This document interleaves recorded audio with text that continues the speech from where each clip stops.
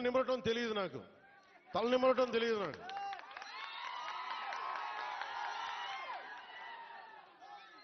నేను మీ కన్నీళ్లు తుడిచి పారిపోయే వ్యక్తిని కాదు. నేను దూరంగా ఉన్నా, నా రూమ్లో కూర్చొని ఉన్నా మీకోసం నిరంతరం పరితపించే వ్యక్తిని. ఒక మాట ఇచ్చాను,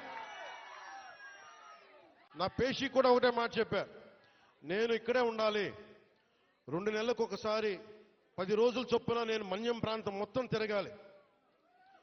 నేను ఒక్కొక్క యువకుడికి మాటిస్తున్నాను, ఒక్కొక్క యువతికి మాటిస్తున్నాను, ఒక్కొక్క గిరిజన తల్లులకి మాటిస్తున్నాను, ఒక్కొక్క గిరిజన పెద్దలకి మాటిస్తున్నాను. నేను మీకోసం ఒళ్ళు వంచి పనిచేస్తాం మీకోసం.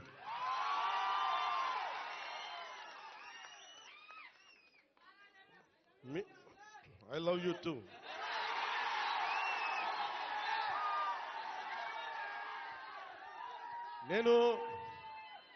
నేను మీకు చెప్పినంత ఐ లవ్ యూ నా బిడ్డలకు కూడా చెప్పలేదు. నేను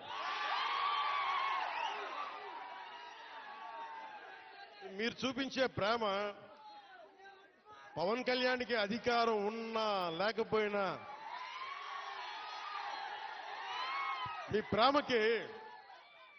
మీ ప్రేమకి నేను రుణగ్రస్తుడిని. ఏం చేస్తే రుణం తీర్చుకుంటాం.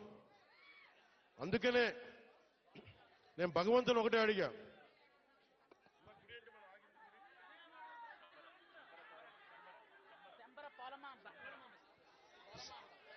ఇందాక దారిలో వచ్చేటప్పుడు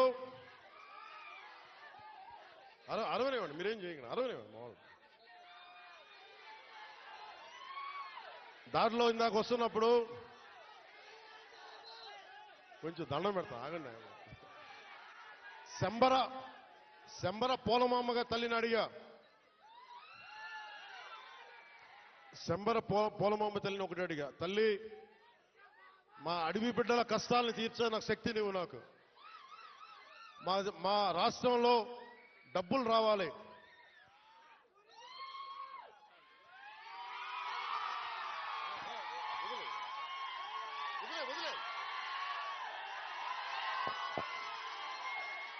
మా సవర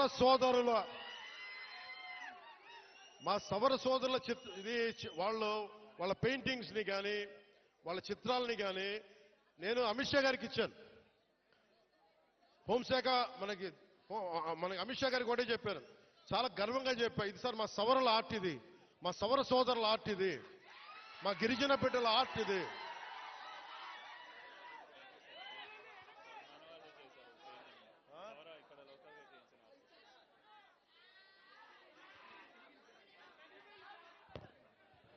నాకు దీంట్లో ఎంత అందంగా అనిపిస్తుంటే